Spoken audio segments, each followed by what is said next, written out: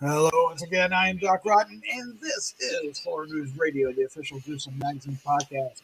Back me again this week are the scariest, goriest, bloodiest co-hosts on the net, and tonight we're reviewing Texas Chainsaw Massacre 2022. This is going to be exciting. And let me introduce the crew, starting off with the one and only Dave there. Dave, how you doing? Hey, look at me. I'm wearing my Texas Chainsaw Massacre hat. Look, see? Can you see? I see it. Yeah. Not very often I can coordinate the hat with the review, so this is a special moment for me. Yeah. How many hats do you have? Obviously, nobody else is nearly as thrilled as I am about this. All right. Also joining us is award-winning filmmaker Christopher G. Moore. How you doing, sir? I'm doing good. And to coordinate with the movie, I have my cell phone here, just in case I want to go live during our podcast. Nice. Gotta have that. All right, let's welcome special guest host and film committee member of the New York City Horror Film Festival, Brian W. Smith. How you doing, sir? Good evening. Thanks for having me. Can you hear me? Can you hear me okay? We can hear you. Are you a fan of Texas Chainsaw Massacre? I appreciate like the original. I may have seen like the sequel, some bits and pieces of the sequel, and I was too young to see it on cable. Especially that bridge scene, which traumatized me at a young age. The number 2, yeah. Yeah, the third one I think I saw beginning to end more because that was like the VHS phase, going out and renting movies and stuff, and plus that cool trailer at the time. And then was it the new generation or something was after that? Yep. I made it next generation. Yeah, I probably made it like 10 minutes in it, and I was like screaming for the hills. I couldn't do it. I couldn't finish it. And yeah, I've seen like the remakes and stuff like that, but I would say I'm more of a Halloween fan than Texas Chainsaw. I feel like with Texas Chainsaw, you pretty much get what you get. So, I think we're going to be saying that a lot tonight, maybe. All right. So what we're going to do tonight is we're going to give our first impressions of Texas Chainsaw Massacre. That will be spoiler free, and then we'll dive into a discussion in which we will get into spoilers and all kinds of plot discussion. That won't take long, and then we'll wrap things up with our final thoughts. 1 to 4 score and 1 to 5. What in the hell? And our favorite scene. Welcome to Monday. All right, guys, let's get into this. It really is. It's really bad. We hope you enjoy. I just want to say this from my heart. We hope you enjoy not only this review, but many others that we have on the site. And if you want to help us out, hit the like, the subscribe button, and the share with a friend. And we'll be so happy. And I'll catch my breath here, and I'll be able to speak. You're still in Vegas, aren't you, Doc? Yeah, I can tell. I have my brain is a fog. All right, let's go ahead and look at the card. What are we doing tonight? Texas Chainsaw Massacre, available streaming on Netflix beginning February 18, 2022. The synopsis is: after nearly 50 years of hiding, Leatherface returns to terrorize a group of idealistic young friends who accidentally disrupt his carefully shielded world in a remote Texas town. BS. Directed by David Blue Garcia, written by Chris Thomas, Devlin, Fede, Alvarez, Rodo, Sayagues.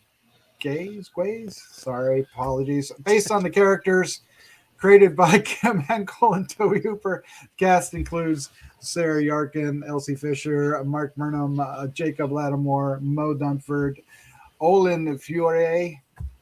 That's as close as I'm going to get. Jessica, Allain, Nell, Hudson, Alice Krige, unrecognizable, and William Hope. And there is probably a few of you who recognize his face. All right, let's get into this. And, I want to know, Dave Dreher. Ooh, that's because of the hat, isn't it? It's because of the hat. I knew it. The hat knows. I knew it would give me first dibs. Must abide. What is your first impression of Texas Chainsaw Massacre 2022? And I know this film's been very polarizing online. Everybody's all up in arms about Texas Chainsaw Massacre. I'm old enough to remember when this was one of those video nasties. We would go to the video store and we try to sneak it in when mom and dad would let us rent movies, and we try to sneak it in the stack of Disney and, and whatever else was in there, to try to see this, because much like Last House on the Left and a couple of those others, the original was notorious. Mm-hmm. And when I first seen it, when I actually sat down and actually first seen it, I was kind of unimpressed, quite frankly. Back in, you gotta remember, I'm like 14, right? But it was so, I wasn't looking at it from a critical standpoint. I wanted to be terrified, and I just really wasn't that terrified by the original. As my love of the genre grew and everything, I kind of more and more learned to appreciate it. But I was more of a fan of Texas Chainsaw Massacre 2 because, of course, huge Tom Savini fan, and he did the effects on that one. So that was kind of the one that I really latched on to. And the many sequels and prequels and all that, I really never paid much attention to them. So the fact that they were doing this Lega sequel with this actually kind of interested me. So I went into it actually a little excited to see it. And this film did not disappoint for me. I mean, it's stupid. There's plot hole. If you're going to try to critically review this movie, you're in for a really long fucking day, because this is not a great movie by any stretch of the imagination. But there is some top-notch gore, a couple really terrifying, frightening scenes. The first one that comes to mind is the under the bed scene. Yep. No, I'm just saying. I mean, that was some good shit. And this film is brutal. It is brutal. It holds nothing back in the gore and in the violence. And I kind of really like that. I don't know what that says about me. Nothing good, I don't think. But my first impression is I really like this movie a lot. Really like this movie a lot. I like that. All right, Brian, welcome to the show once again. What was your first impression of Texas Chainsaw Massacre 2022? My first impression was, it lives up to the title. It gives you what you expect from the title. It was, it's bloody, it's gruesome, it's gory. The effects are pretty good and pretty effective. I like set pieces, and I like not just the kills. I like the set pieces of characters having to hide and be quiet and wait, because that's you as the audience along for the ride with them. So it gave me those little thrills, and initially when I first saw it, I had some questions about the characters, but I did like a bit of a rewatch, and the characters are paper thin, but it's really about the gore and the set pieces, and it doesn't take itself too seriously. It does move quite fast, but I think they probably could have tacked on a little more character development. But hey, what are you gonna do? It like I said, it lives up to its title. It's an American Texas Chainsaw Massacre in Bulgaria, which is where they shot it, I believe. Oh wow, that's crazy. But it's I would say like every death, I'm still thinking about it. So that's somewhat effective. I would put it in terms of the recent films, I'd probably put it second to Scream, the new one, and nice. With Halloween Kills way down there in the third. Yeah, it does move at a brisk 1 hour and 21 minutes. So yeah, it's and no spoilers, but the ending was hilarious. Stupidly so, yes. It was so stupid. Yeah, but we'll get there. Yeah, I think that's where I was like, okay, fine. Yeah, you kind of like throw up your hands. Yeah, you either give in or you go home. So right. All right. Christopher G. Morris, sir, what was your first impression of Texas Chainsaw Massacre 2022? Yeah, it's a sequel. It's a sequel. Well, I will say it's shot really well. The cinematography in several parts are really cool. Because it actually has probably more visually interesting things they do with shots and lighting and stuff than they did in the original.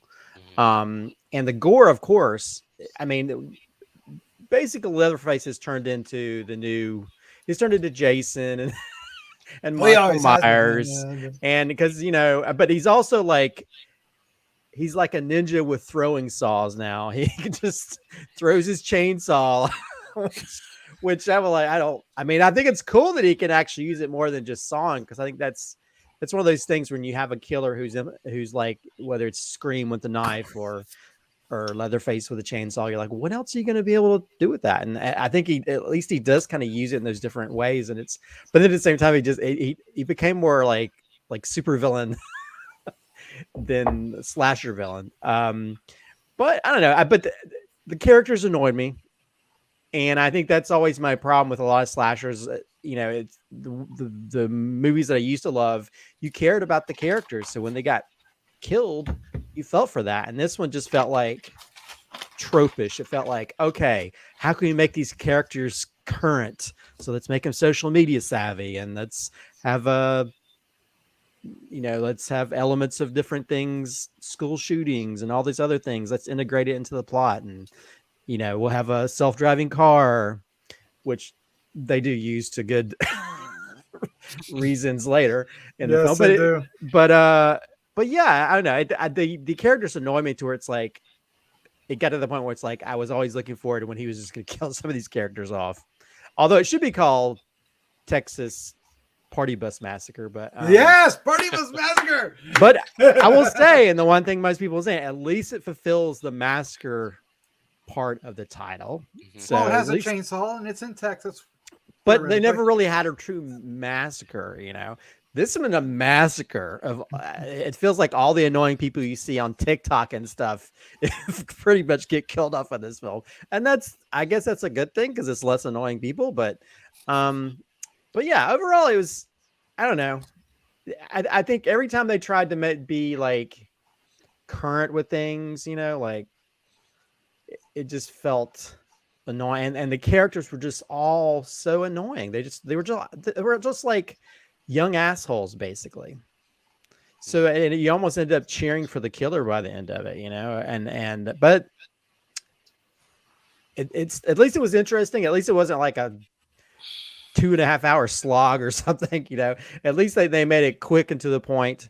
And I feel like the whole bringing the one character from the original or someone who was playing that character, it just felt like I always saw Halloween film, and we're gonna have our Laurie Strode, and then she was extremely annoying to where there's just moments in this film. It's like we could have killed Leatherface like halfway through the movie, and we didn't do it because you're an idiot, so you deserve to get killed. So I don't know. It's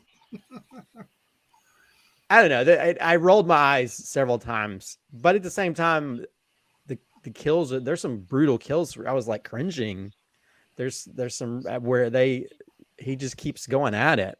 Yeah, there's one in particular. That or there's just, I mean, he uses all the different ways he uses to kill people and stuff. Arms and legs and everything are flying everywhere. So, but yeah, I mean, I think everybody's hate is just probably a little bit because there's a lot more crappier films than this. Halloween Kills is a whole lot, in my opinion, is a whole lot worse. But in this one, it's tolerable. It does what it needs to do. You have a killer, he kills people, and a lot of these films, the characters are sucky or they're asshole-ish or they're paper thin, and like Brian said, and that's basically what they said. It just felt like tropish. It felt like somebody was writing like, let's write some young characters. These are how young characters are on Twitter, right? And yeah. So anyway. You want to see it for the gore. That's mainly what you want to see is for the gore, and it's that is true. That is true. I agree with your statement there. You want to see it for the gore because the plot is insanely thin and stupid, and the characters are annoying. But they get Leatherface right. I mean, Mark Burnham? He has the physicality of it.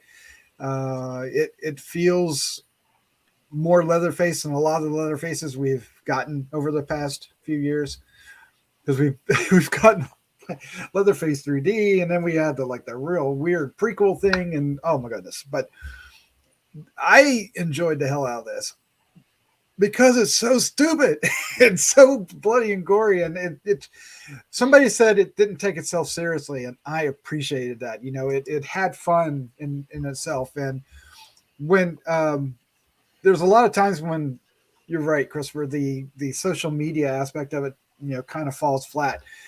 But there's one point where it actually nails it, and I thought that was a gas. We'll get to that. I think we already said party bus, and that just really won. But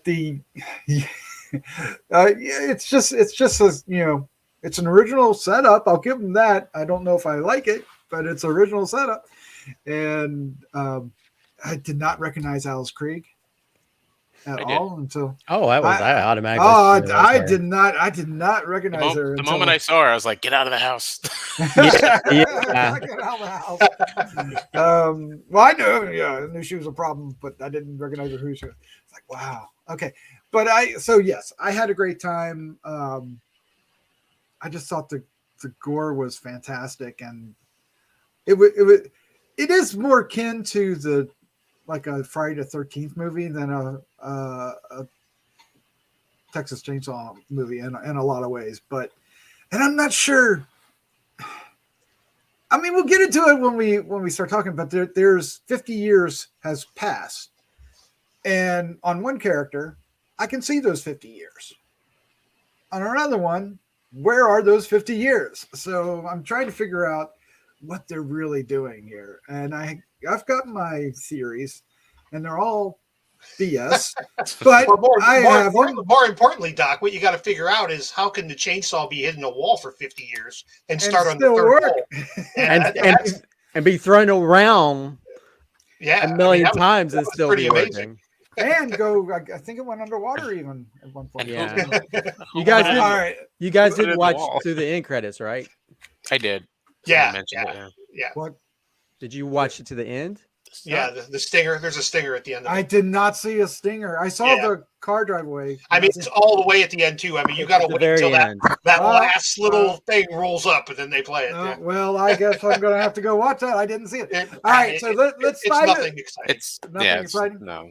Okay, let's dive into spoilers, and let's talk about the party bus, because that was a gleefully delicious and idiotic amount. It was incredibly idiotic, but it was brilliant. I mean, I don't know about you guys. I think one of the big elements that it like you drive these group of people out in the middle of nowhere.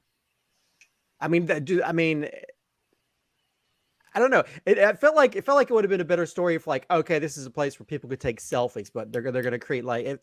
I was like the guy in the garage, like, you guys are a cult. What are you gonna start a town? And that takes a lot of cap. I mean, I don't know. There was just a lot of things that didn't make sense. And there's like the only bathroom in the bus. Are there operational bathrooms in some of the buildings? They didn't even know they didn't know the buildings. They didn't know like how good the buildings were. I don't know. I was like, all this logic was like hurting my brain. I'm like, I'm watching it as a chef for 40 years, right? I'm like watching these people. They show up in a car. I'm like, okay, well, where did the grills and the lights and the sound system and all this shit come from? Well, and they're like way out in the middle of nowhere. So then I was thinking, well, how are they going to charge that car up?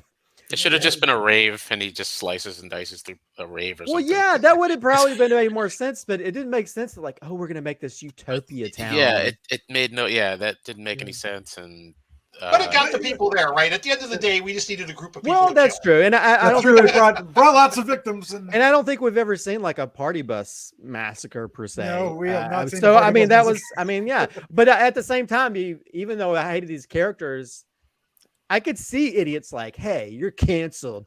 Right.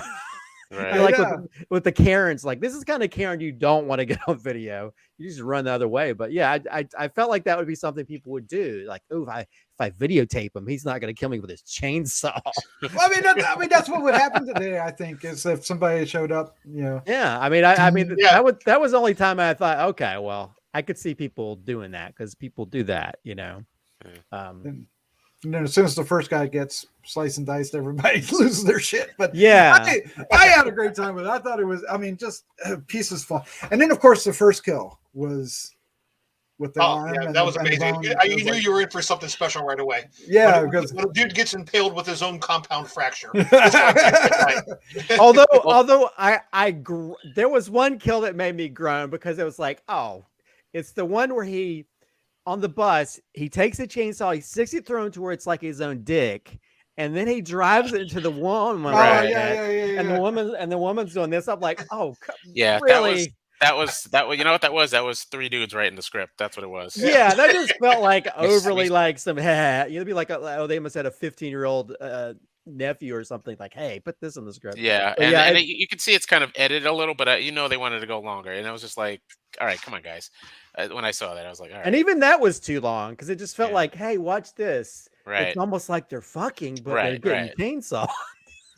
Yeah. That's why it's more like Jason. Yeah, because anyway. Well, I know that's when it became more Jason Voorhees, which I guess I don't roll my eyes as much at Jason Voorhees, but this it felt, I don't know, I felt icky after watching that, as opposed to the other things were just more brutal and crazy or shocking. And but yeah, I mean that was the only thing I was like, really. Yeah. Well, I like having Sally Hardesty really didn't seem to serve much of a purpose. It could have been any policeman or Texas Ranger or whatever. Because then what they said that she had been a Texas Ranger and was retired now. Isn't that what they? Yeah, she'd been searching for him for 50 years. Especially with the way they dispatched of her, I thought there was going to be like this epic, 20-minute fight, and instead we get, three swings and she's out. The moment she let him walk out of the house, she's got the shotgun on him. He's just sitting there curdling, huddling, touching the dress or whatever. And she's got him right there. I know that I was like yelling at her. That's when I rolled my. That's when I was like, okay, as a writer, I'm sitting there thinking this would get boos in the audience, if this were in the theater. So I couldn't make sense of why that happened, how he was able to get outside if he hadn't killed her. So that right there, I don't know if that was like studio notes or something happened. I think there was a change in the script or something like that. That's the director was let go like 5 days in, and they replaced him. Yeah. But that moment right there, I was like, okay, there's 3 writers on this, and not one of them said, what are we doing here? Or maybe it's just something in the editing. I don't know, but it just didn't work in that moment. And I was like, he lost me. And then she gets killed the hell up, and it was just like, whatever. Well, she had a perfect headshot there. She had so many good shots. She kept getting so close to him with the shotgun. It was just like, all right, this is just these guys are not writing for an audience. They never learned to double tap. I mean, double tap should be in the lexicon of everybody going at this point. So but at the same time, I didn't care at that point. I was all about it. By that time by the time the hammer hit the skull 100 times, I was in. I'm in your camp, Doc. I'm with you there too. The sheer brutality of this was a big win for me. Because I thought that was pretty intense when she was under the bed and the truck driver, the trucker guy, whatever he was, the contractor guy came in there and he fought him more. I thought that was pretty good. Even an old college try at least. That whole set piece, I would say I'd say all of the set pieces in this film that's why I put it like a little higher than Halloween Kills, because it's not just payoffs. It's not just, an effects reel. There's seemingly stakes. I wish I knew the characters' names or, what they're all about. But like the first scene in the sheriff's truck, I love that whole set piece of her having to be quiet and fake, that's what's I feel missing from a lot of horror films, and this was perfect. It's like it's staged very well, it's shot very well, and there's a payoff to it. But I wish I knew her name outside of "This is my future wife." That's all I know of her. I don't know if she had a name at all. I think future wife, is that like a Room reference? Because I think that's how he refers to his girlfriend. He did, didn't he? The entire time, Ruth. Her name's Ruth, but I couldn't have told you that without reading it. So. Ruth. Oh, okay. Yeah, well, but well, and I don't know about you guys. I felt like the whole school shooting subplot just felt so shoehorned into it, and they didn't even utilize it. And then when she gets her big moment, the gun doesn't even work. So it felt like she was robbed. She was robbed of that moment. Yeah, that's such a trope I'm tired of, the gun not working. It's like, if you're gonna put it, Chekhov's gun in the film, just let it work, or just don't put it there. Well, it worked later, but. Yeah, but for the one person you wanted to work for, that she could finally right. Well, the only reason that didn't bother me as much is they went to the trouble for him to unload the gun, right? So we knew that the gun wasn't loaded anymore. He actually, took the last bullet out and everything. So it wasn't that big of a surprise because she wouldn't know how to put it all back together, right? So I wasn't that groany, but yes, as far as a character moment, it does rob her a little bit. Chekhov's corkscrew. I saw that coming along. Yeah. Oh my gosh. Yes. Yeah. I was like, how will this fit in later in the movie? Yeah, I completely forgot about it, and then it's like, oh, okay. Well, the minute she held it up and examined it, I was like, yeah, that's gonna come into play later. Evidently that's his big weakness. He hit him with a corkscrew. Corkscrew. Shoot him a couple times. Doors are nothing. You can shoot him in the abdomen. That doesn't hurt him, but give him a corkscrew to the shoulder, he's goner. Anybody recognize Lieutenant Gorman as the sheriff? Not until after I heard that was who that was. Yeah, I didn't realize that. Who is it? He was Gorman in Aliens. He was the sheriff in this one. I didn't recognize him until someone mentioned it online. Oh, I thought he looked familiar. Hadn't seen him in years, I guess. He's been busy, but yeah, you don't recognize him as well as Lieutenant Gorman. Gorman. Well, he's not good against killers just the same way he's not as good against aliens. So let's talk about that ending. Okay, so it's tropish because you got to have that. You couldn't just have them drive away. People just go. That'd be boring, right? No, they just you want to get out there as fast as possible. Why are they using the autopilot like they're on vacation? Why did they stop? Get the hell out of there! Get the hell out of of there! What was all? Unless we find out later, it's not going to be a dream because we saw the post credits, which I haven't. So but I laughed because I was just like, it's so ridiculous and expected, but I'm glad it wasn't spoiled. Like there's so many things about this movie that was not spoiled, so I was able to watch it. I did see some TikToks on it later. Oh, really? With the head, holding the head. Yeah, I seen that. I'm glad I missed that. Yeah. I will say I do appreciate that it was as an homage to the original ending where she's screaming in the back of the truck, and instead she's screaming in her driverless car. So I did appreciate that. I actually did giggle at that because I was like, okay, all right, well that's a nice way to use technology to put a spin on that original scene, even though you're like, I know. And then it just made like these kids are so useless. They don't even want to drive their own cars. That's her comment. I know. It's like but I think after everything they went through, do you think they'd want to actually manually drive themselves home and get out of there very fast, as possible? Just get the hell out of there. They're just la. Oh, we're gonna be so good. Blah blah blah blah blah. And I was like, okay, well, you guys deserve to be traumatized.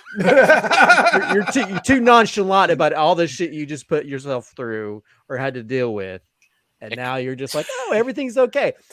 Have you not seen a horror film? That's the worst time to be okay with everything. No. It kind of felt like the sister was like, you ever see Hot Tub Time Machine with Crispin Glover when he lost his arm and you're waiting for the moment when it actually happens, and all through the movie she's the one that's in danger and you figure she's the final girl, and then there it is, it finally happens, gets her head lopped off when you least expect it. Yep. So I didn't catch the very end stinger, so go ahead and spoil that. So, you see him, he's walking down the road and he's walking down to the original house. You're heading back home. Oh man. Yeah. That's it. Okay. That's all it is. Well, one thing I missed was the rest of the family, right? Some of the better ones have been all about the family. I think the Sawyer clan's pretty much all dead. I think they're gone. Well, I think that's why he's. I think that's why he's staying at like an orphanage or whatever. Mm-hmm. So, which I didn't really understand that. I didn't understand. No, I mean it served the purpose. I mean that lady, she was hiding them for the last 50 years. Yeah. I mean, basically what it came down to. But if it's after the first one, are they sort of implying that he was like a teenager? I'm assuming he was an overgrown teenager in the first one. Is that keeping him from being 80 years old? I know. It's like, I mean, he didn't look like he'd aged much at all. So he still looked like. Yeah, they never really say his age in the original. Yeah, I was wondering be like an overgrown sort of, I was wondering if he was like a weird offspring or something. My head was like going, okay, there's more than one. That because I feel like came out and got him. So because in the original, I mean, was it Gunnar? Yeah, Gunnar Hansen was Gunnar Hansen. How How old was he when he made the original? I don't know. I felt like he was in his 30s or 40s. He was full grown. But as far as like the character, I don't think they always just treated him like a kid. So he could invariably be like just an overgrown. And he kind of acted like he was like on the spectrum. But if he was, but he'd still be almost 70. That's true. Yeah, I mean, the highest he could be in the first one was like 17, 18, and it's still pushing. Michael Myers always has like a supernatural kind of edge to him. There's something else behind the eyes, right? Well, there's something else there. Not with Leatherface. Well, in the same way, there's dog years, there's movie years. And that's true. Yeah. So I think we can't necessarily think they age the same way, I guess, or that it's. I don't know if it's cinematic years if they feel like it's the same, but yeah, I mean, maybe it's a diet. Diet of people. Yeah, it's all that chili. All the chili. Yeah, that's chili. He left all that good eating on the bus. Well, I know, we don't. He should have we don't know. the He left it. He just left it and turned the cooler on and keep it in there for a few days. All right, let's go ahead and wrap this up. Let's give our final thoughts, our score 1 to 5, and our favorite scene. Dave Dreher, start us off, sir.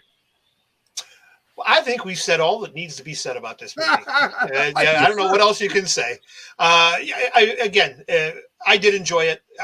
You could sit here and pick it apart all day long. There's definitely more than enough flaws to do that. But at the end of the day, they deliver what they promised they're going to deliver.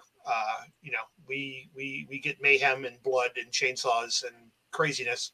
I liked it. I've actually watched it a couple times now, and nice. And it's holding holding water. I think this will be one of those ones that people will look back fondly as we progress through the years here.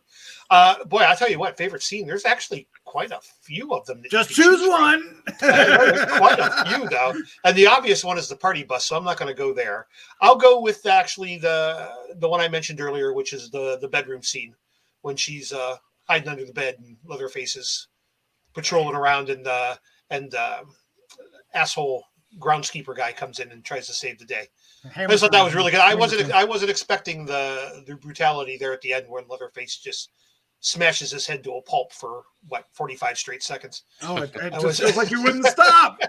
So that was pretty good. But there are other scenes actually probably better than that. But that's the one I'm going to go with. I'm going to give it a 3.75.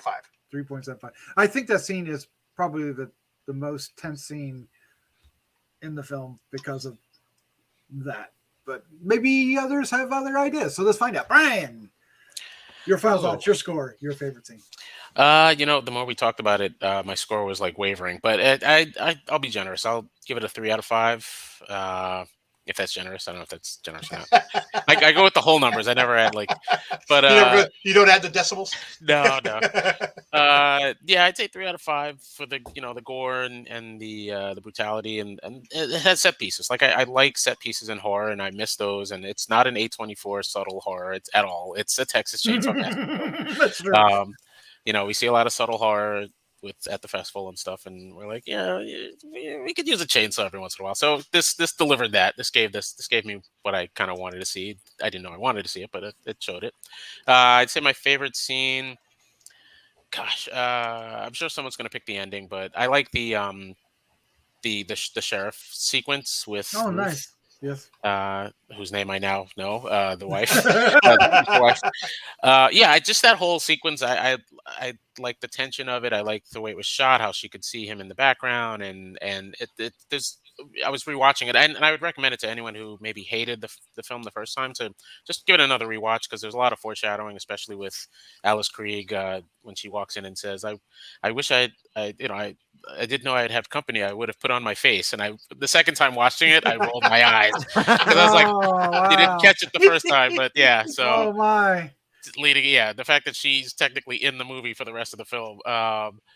That whole sequence with the sheriff truck and everything, I really liked it. I love extended suspense sequences like that where it's like, how's the character going to get out? What's going to happen? It's going to be bad, but you're just waiting. And so I thought that was a really cool scene, and it set the tone for the rest of the film. Of course, nothing could prepare for the rest of the massacre, but that was one of my favorite scenes. Perfect, And she did good. perfect. She did really good in that film for someone without a name. It's Ruth, She did, right? she did Keep Ruth. forgetting. Yay, we're Team Ruth. All right, Christopher G. Moore, your final thoughts, your score, your favorite scene. Yeah, you can definitely tell this is one of those films that they seem to have been inspired by some of these other sort of Lego sequels, and especially Halloween, trying to connect it to the original and sort of like forget about all the other ones. Although the second Chainsaw movie is probably one of my favorites. So, but yeah, it definitely amps up the gore. It definitely does a good job of making Leatherface more like the Jason Voorhees of the world, and different ways that he kills people, and using his chainsaw like he's a middle-aged chainsaw guy. I was trying to make a Teenage Mutant Ninja Turtle joke, but then I did kind of quit in the middle of that because I wasn't sure if that wouldn't become over right. But yeah, overall, I mean, I think it's what you expect. I think the of course the biggest problem is just the characters. They're very tropish and like I feel like it's, I don't know how old the writers were, but I feel like it's them just sort of taking the elements of what people make jokes about the young generation and what they see on TikTok and stuff, and making characters around that. And it's okay if you have those elements as part of their personalities, but you need to make them a little bit more than that. And I think incorporating, and I feel like they hit us over the head with the school shooting subplot stuff.